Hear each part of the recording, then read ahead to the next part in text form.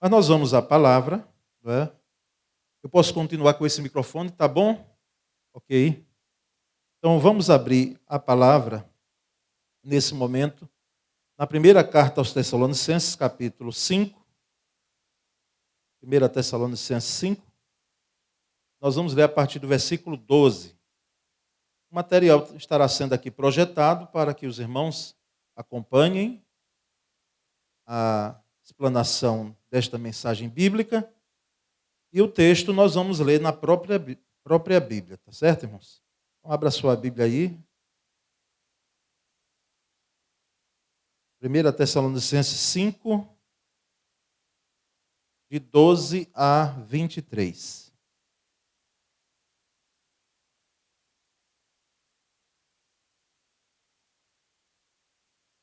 Tem alguém ainda que está na misericórdia?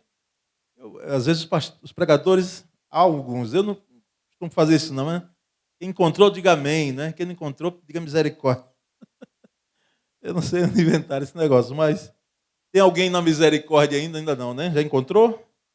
1 Tessalonicenses 5, 12 a 23. Diz assim, irmãos, eu leio a Nova Almeida atualizada. Irmãos, pedimos que vocês tenham em grande apreço que trabalham entre vocês, que os presidem no Senhor e os admoestam. Tenham essas pessoas em máxima consideração, com amor, por causa do trabalho que realizam. Vivam em paz uns com os outros.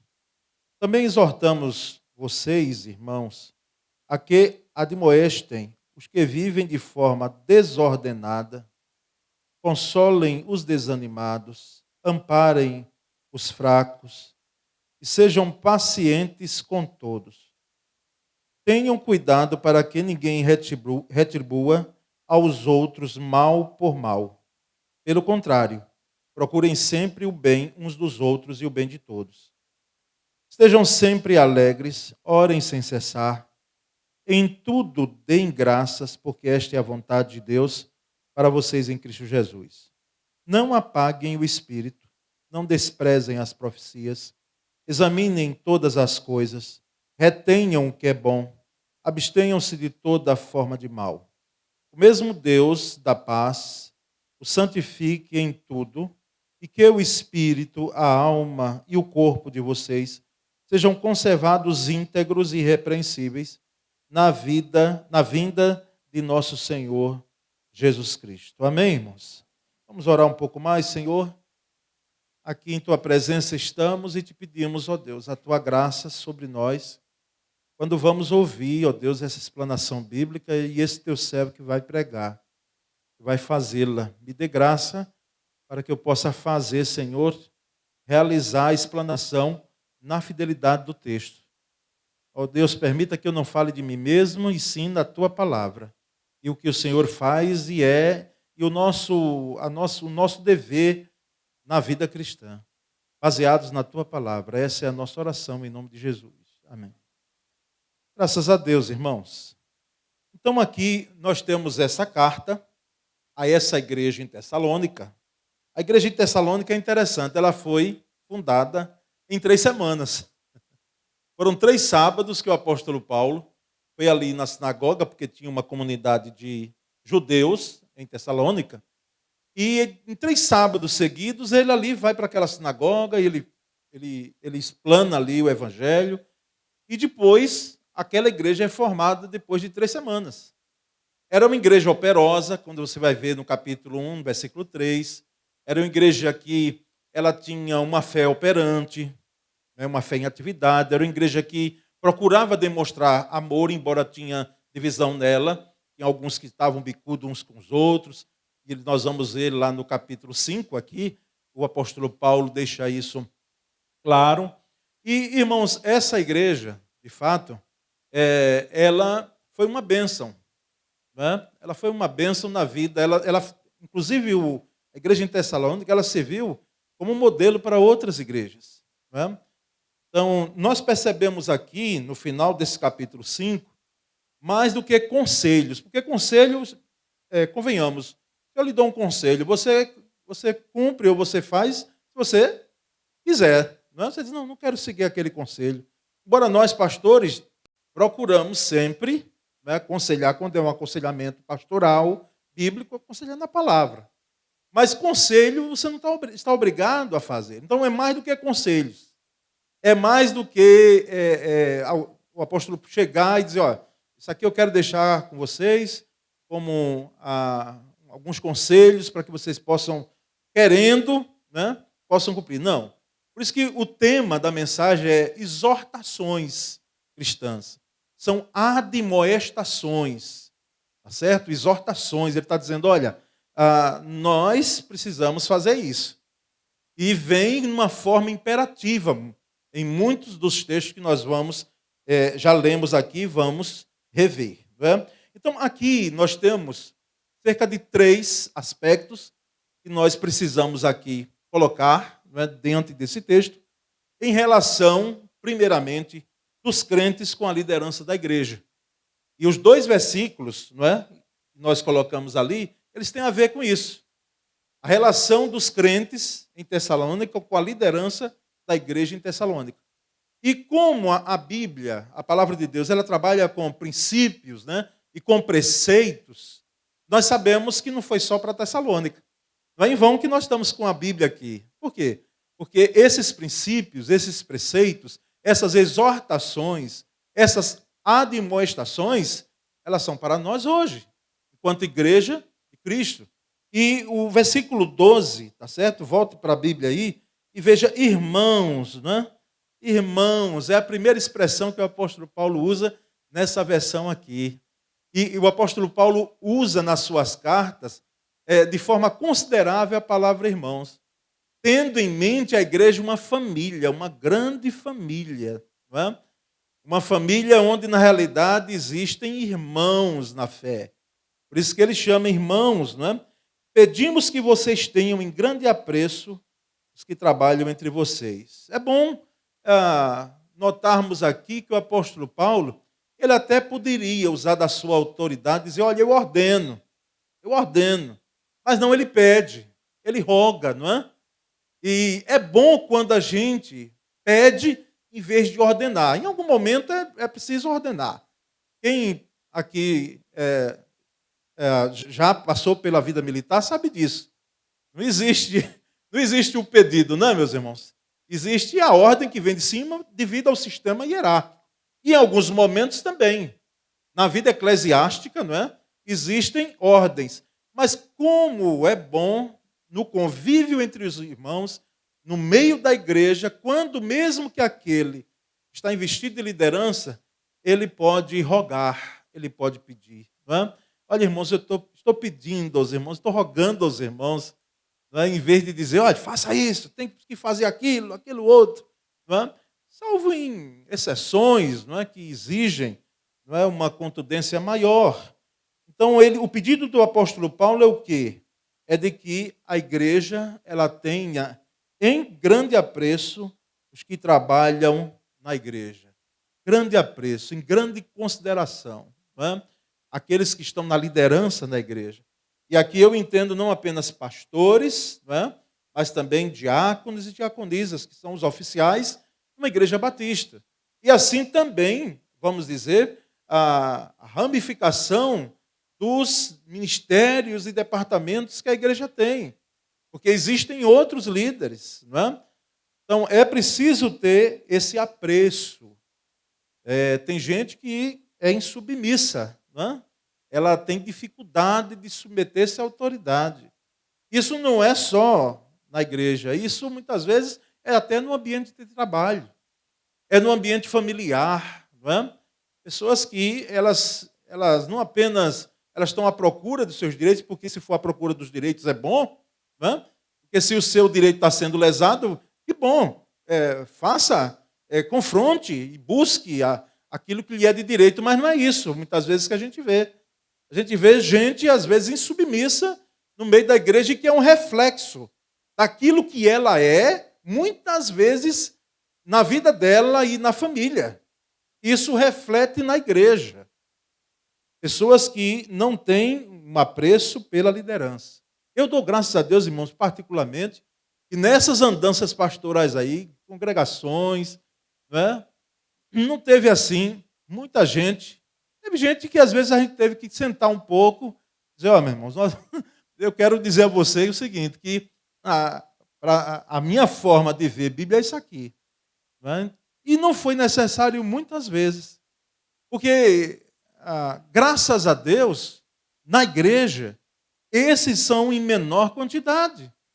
Então, ter em grande apreço liderança, os que trabalham no meio da igreja, os que presidem, como ele diz no versículo 12, no Senhor, e os admoestam. Né? Tem gente que tem dificuldade em ser admoestada. E a gente, às vezes, chega com muito jeito, né? Para confrontar, porque é preciso em algum momento. E tem gente que muitas vezes se sente mal com isso. Mas se você está no meio da igreja, na grande família de Deus, eu preciso confrontar você e você precisa ser confrontado quando percebermos que você necessita. E não apenas você ser admoestado, mas todos nós. Eu gostaria de dizer que, inclusive eu, como pastor, eu preciso muitas vezes, ou algumas vezes, vamos dizer assim, né, ser admoestado. Se vocês perceberem que eu estou incorrendo em algo que precisa ser feito. Olha que coisa. Porque todos nós sabemos que temos essa necessidade de mostrarmos uns aos outros. E no versículo 13 eles tenham essas pessoas em máxima consideração. Não é um endeusamento de liderança, como nós já falamos em outro tempo. Porque existem ministérios, não é? E eu nem digo com todo respeito, porque às vezes alguma gente fala assim, dizendo com todo respeito. Não, nós não menosprezamos a postura de um segmento religioso que coloca o líder como semideus. A palavra dele é a única, não é a palavra de Deus, é a dele. Então, isso aí é estranho, é um fogo estranho para nós. Não é? Líderes sim, mas semideuses não. Então, ter apreço, consideração, com amor, por causa do trabalho que eles realizam. Olha aqui o motivo. Não é pela questão nem tanto pessoal de quem eles são, mas o que eles fazem é motivo para que a igreja tenha em grande consideração e apreço. E no versículo 13 final, ele diz, vivam em quê? Em paz uns com os outros. Aqui, irmãos, está um imperativo. Vivam em paz, não é? Uns com os outros. Ou seja, o sentido aqui é dizer, olha, liderança erra. E se liderança erra, e principalmente numa igreja batista, ela precisa ser questionada para que ela se explique. Mas é preciso que um clima de paz reine no meio da igreja, para que a igreja ela tenha saúde no relacionamento de pastores ou líderes e membros, e rebanho, e família. Então, esse é um primeiro aspecto aí, irmãos. A relação dos crentes com a liderança da igreja. O segundo aspecto é a relação dos crentes entre si. Né? Liderança e igreja e crentes entre si mesmos. Versículo 14, ele diz, também exortamos vocês, irmãos, a que admoestem os que vivem de forma desordenada. Agora, irmãos, não é só a missão, nós entendemos, da liderança admoestar, do pastor admoestar, do líder admoestar. A função ou a missão de admoestar é do rebanho, uns aos outros. Nós precisamos admoestar uns aos outros, aqueles principalmente que vivem de forma desordenada. A ideia aqui de desordenada é aquele que está marchando na fileira, Paulo tinha em mente, a fileira de soldados, porque ele via muito o exército romano fazendo isso, né? E até hoje as marchas militares, né? todo aquele ritual. Então é alguém que diz que quer marchar por conta própria, no descompasso dos outros. Então é alguém que diz claramente, diz, não, eu não vou marchar da forma que a tropa está marchando, eu vou marchar como eu quero. Então, a palavra desordenada na língua que foi escrita traz esse sentido. Então, essas pessoas precisam ser admoestadas. E não apenas pelos líderes, mas por qualquer irmão que não está marchando desordenadamente, não é? Chamar a atenção e dizer, olha, nós estamos dizendo ao irmão com muito amor, estou dizendo ao irmão com muito amor, procure marchar no compasso nosso. Não é? Nós somos um exército de Deus. Então, admoestem os irmãos que estão vivendo de forma desordenada, consolem os desanimados. Há pessoas que estão desanimadas. A igreja em Tessalônica talvez estivesse desanimada porque perdeu entre queridos, e eles ficaram preocupados. E sim, como é que vai acontecer com aqueles que partiram, os nossos parentes? Eles vão ressuscitar primeiro? Não vão? Na volta de Cristo, como vai ser? Por isso que o apóstolo Paulo traz uma palavra nesse sentido à igreja em Tessalônica. Eles estavam preocupados como seria a ressurreição destes que partiram. E estavam desanimados, não é? Sem esperança quase em relação à vida futura. Amparem os fracos. Tem gente fraca, irmãos, no nosso meio. E o fraco aqui, ele não é uma questão de uma espiritualidade menor. Mas são pessoas que diante dos açoites da vida cristã, porque a vida cristã implica em sofrimento, não é? Esses enfraquecem, querem desanimar, eles se sentem fracos.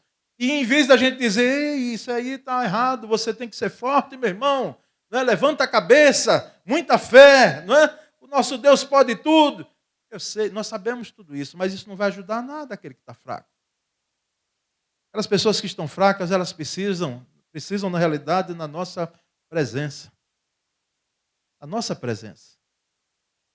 Elas precisam do nosso apoio. Elas precisam do nosso ombro. Muitas vezes elas precisam só do nosso ouvido.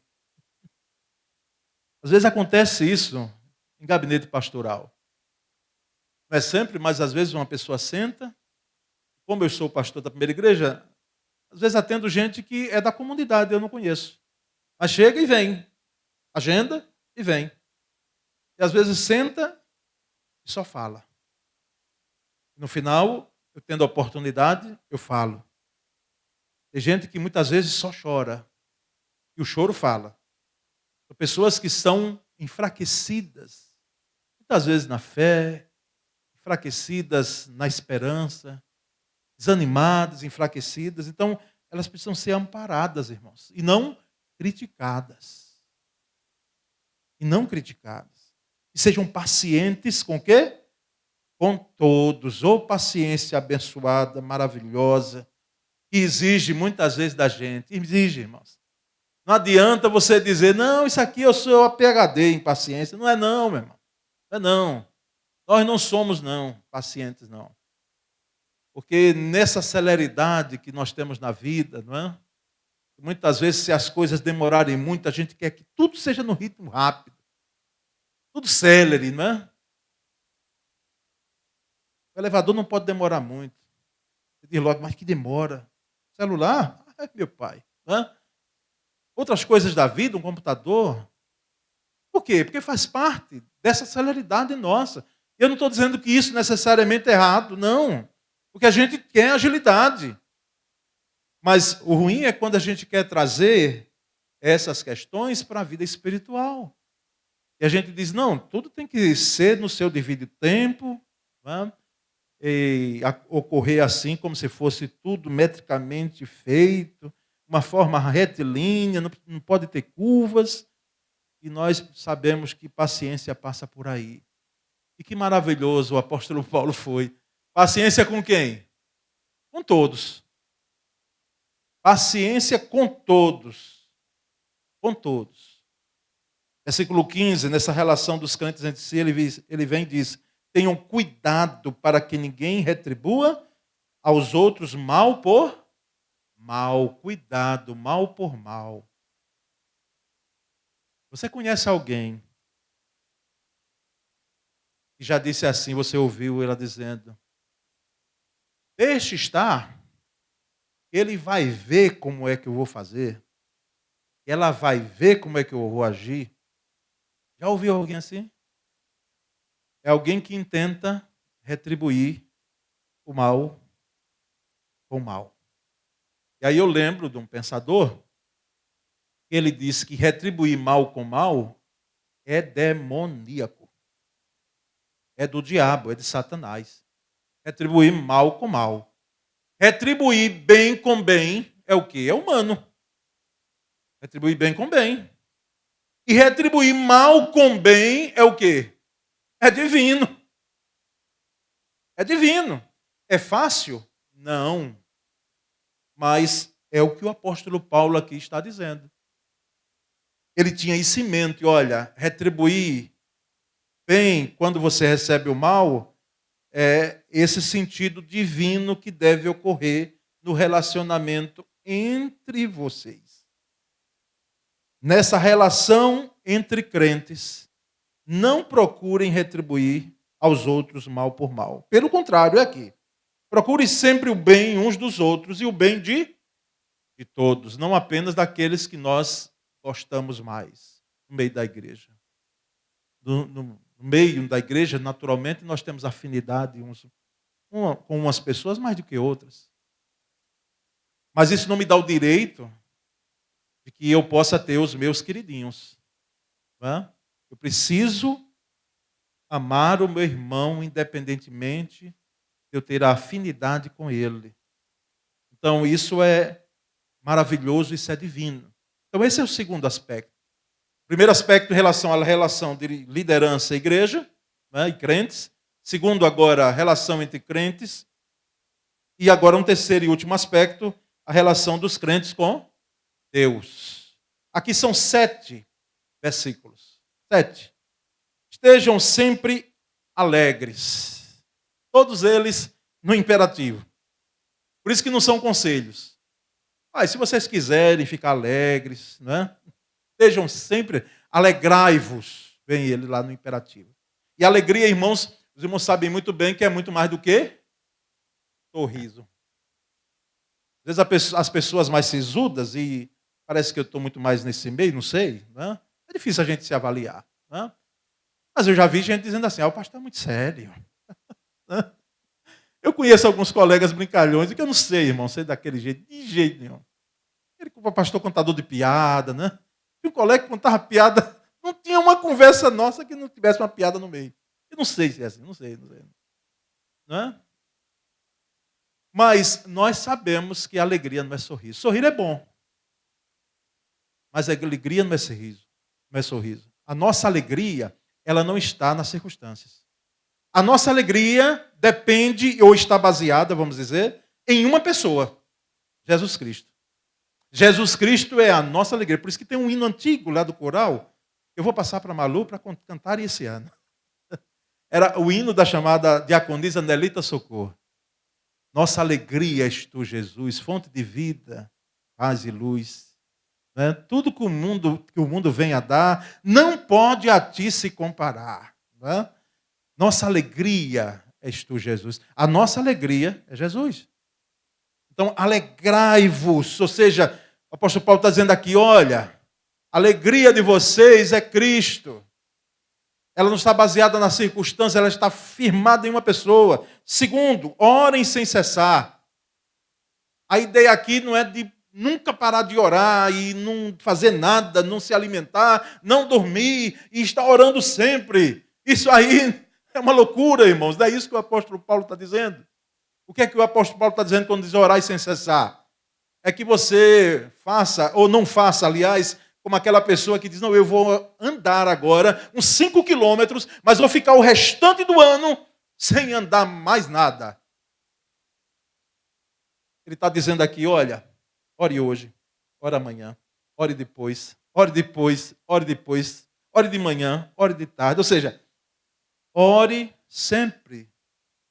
Porque não importa tanto a quantidade que você faz de uma vez, mas que você faça continuamente. É esse o sentido de orar sem cessar. Terceiro, em tudo deem graças, porque esta é a vontade de Deus para com vocês em Cristo Jesus. Dar graças em tudo, nós vimos isso no dia de ação de graças no ano passado. Aqui não é alguém chegar e dizer, Senhor, muito obrigado, porque o meu carro furou o pneu, né? E quase a família comigo vai embora. Dou graças ao Senhor porque eu estou passando, né, por essa tribulação. Às vezes tribulação é bom dar graça mesmo. Mas assim, não é dar graças, irmãos, por questões que nos acontecem, como acontece com qualquer outras pessoas, não é masoquismo. Porque a palavra de Deus não é masoquista. E nem Deus, muito menos, é carrasco e tirano. O intuito de dar graças aqui, porque esta é a vontade de Deus para conosco, é aquilo que nós entendemos como soberania de Deus. E muitas vezes, até em tribulações e provações, Ele faz com que a vontade dEle seja cumprida em nós, mesmo sem percebermos muito bem. E só vamos entender, talvez, porque às vezes nem entendemos. Quando olhamos para trás e diz, já sei por que ocorreu lá atrás isso. Quarto, não apaguem o quê? O Espírito. Esse Espírito aqui é o quê? O Espírito Santo ou é o Espírito do homem? É o Espírito Santo.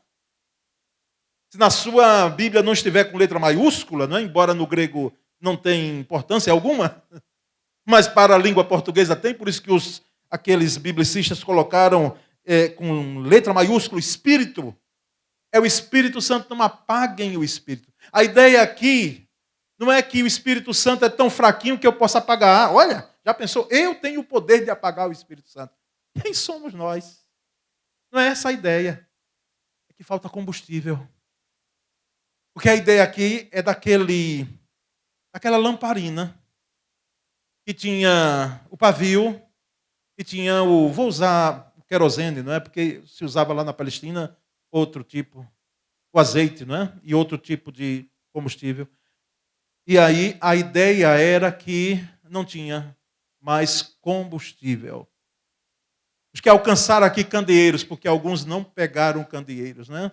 Tempo de candeeiro, mas os que alcançavam candeeiros, secou o querosene. Então o pavio fica seco, não tem querosene, e como é que vai ter luz?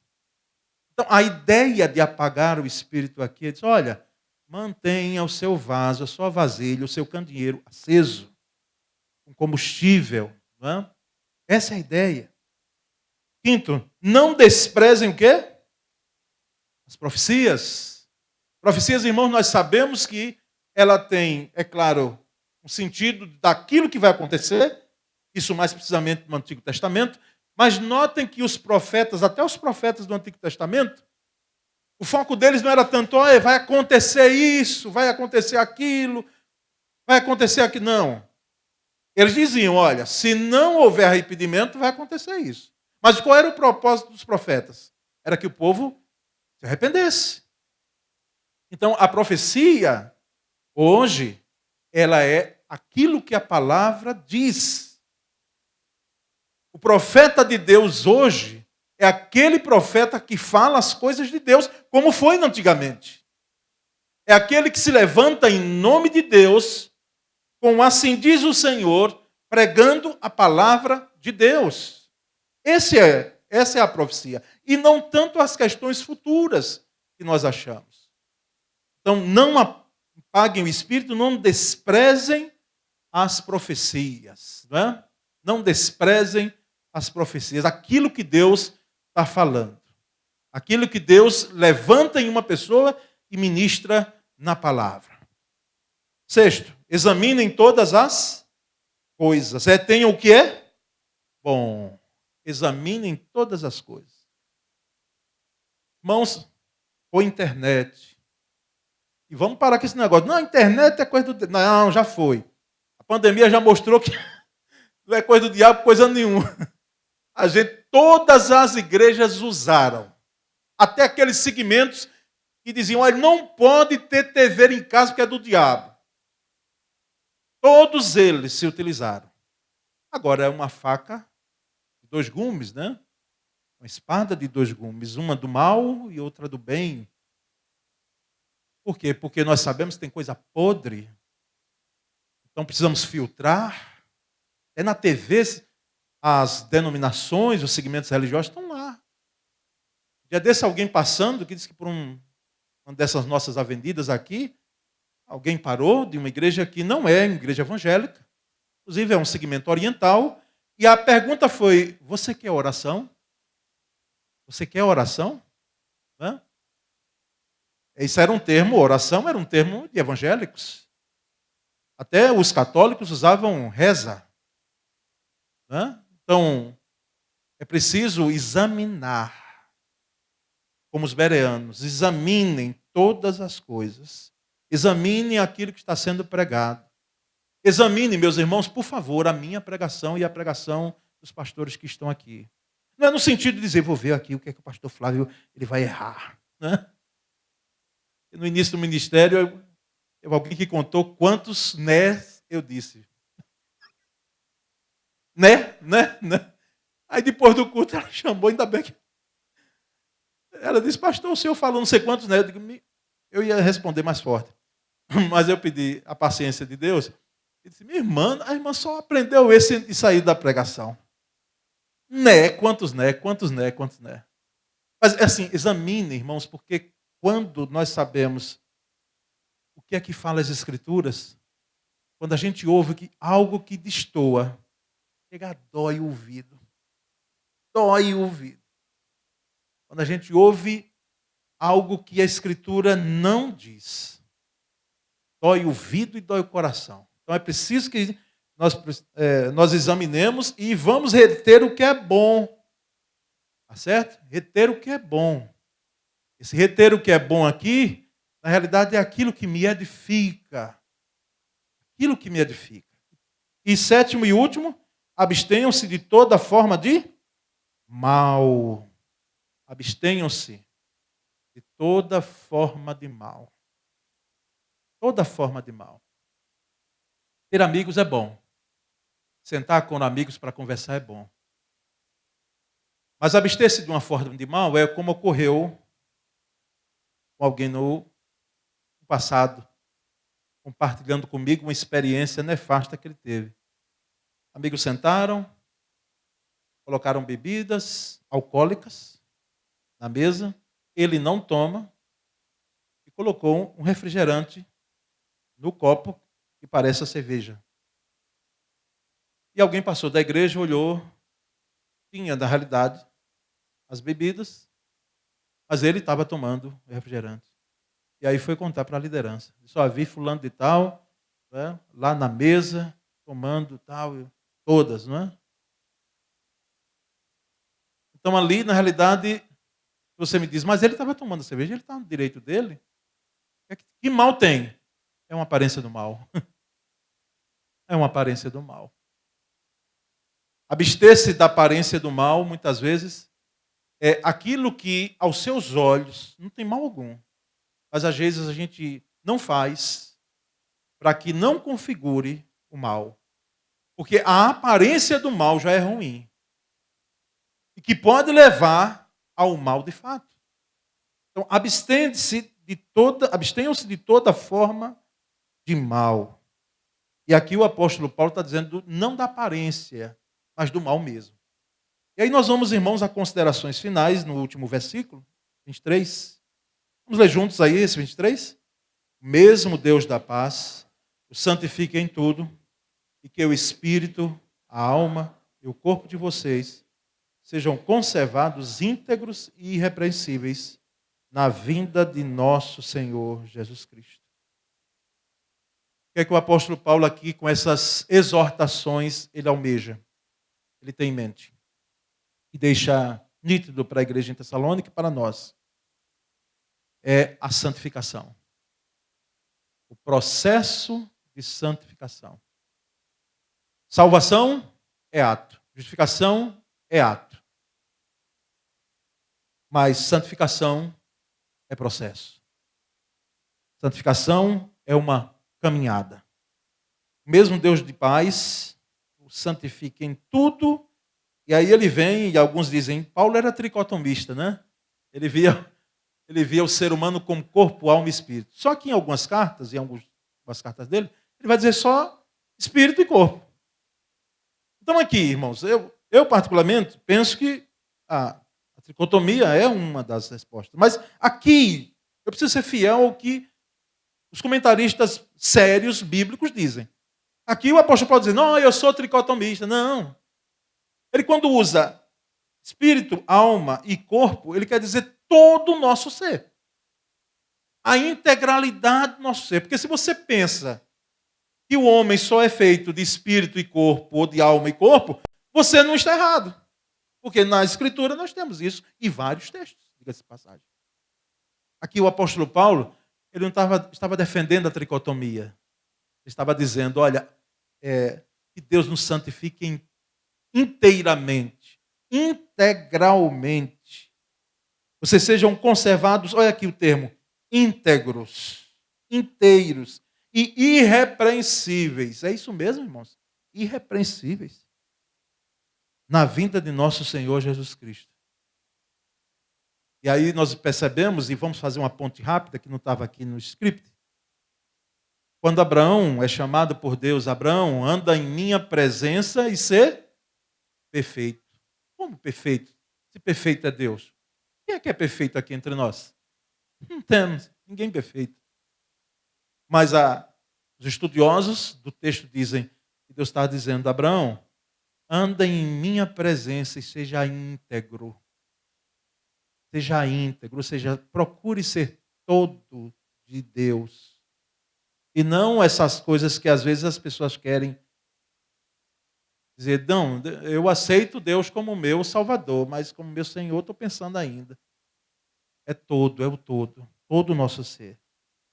Para que possamos, e a ideia de irrepreensíveis na vinda do nosso Senhor Jesus Cristo, é como Jesus disse, eu vou edificando a minha igreja para apresentá-la irrepreensível e sem mácula. Naquele grande dia da vinda do Senhor. Então que a graça de Deus, irmãos, possa ser sobre nós diante dessas exortações colocadas pelo apóstolo Paulo à igreja em Tessalônica e a nós nessa noite aqui. Amém? Graças a Deus. Nós, irmãos, vamos ter uma palavra de oração nesse sentido. Esse relacionamento com a liderança. Tem algo aí que você tem dificuldade? Pensa um pouco sobre isso. O relacionamento entre irmãos, principalmente talvez a paciência, né? Você tem dificuldade? É bom não apenas pensar, mas agir, procurar agir de forma diferente sobre isso. No relacionamento com Deus, dos 7 pontos, dos 7 versículos, tem algum item ali que está pendente? É bom praticá-los. São exortações que não devem ser negligenciadas. Vamos orar pedindo ao Senhor isso. Eu confesso aos irmãos, você está tendo dificuldade de encontrar, eu digo, não, Senhor, aqui, nesse ponto eu preciso melhorar. Estou dizendo com toda sinceridade, aqui eu preciso melhorar.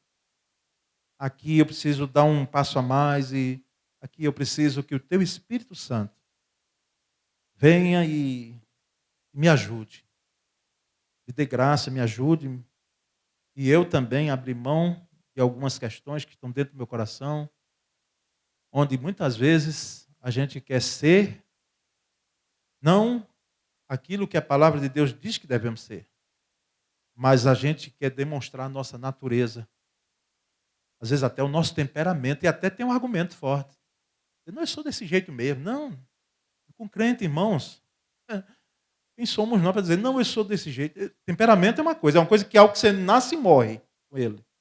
Jorge diz assim, nasce e vai morrer com ele. Mas precisa ser dominado pelo Espírito Santo. Por isso a moderação é fruto do Espírito Santo. Oremos, Senhor, muito obrigado pela Tua palavra. A Tua palavra não alisa ninguém.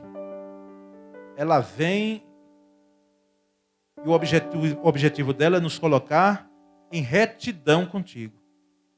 Não que sejamos perfeitinhos, não. Mas que nós sejamos, Senhor, alinhados com a palavra.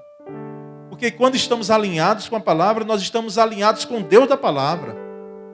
Louvado seja Teu nome, Senhor. Porque a tua palavra nos confronta. Ela vem e nos confronta. Ela mostra onde nós precisamos melhorar, onde nós precisamos consertar. Ela nos exorta, Senhor. Muito obrigado pela tua palavra.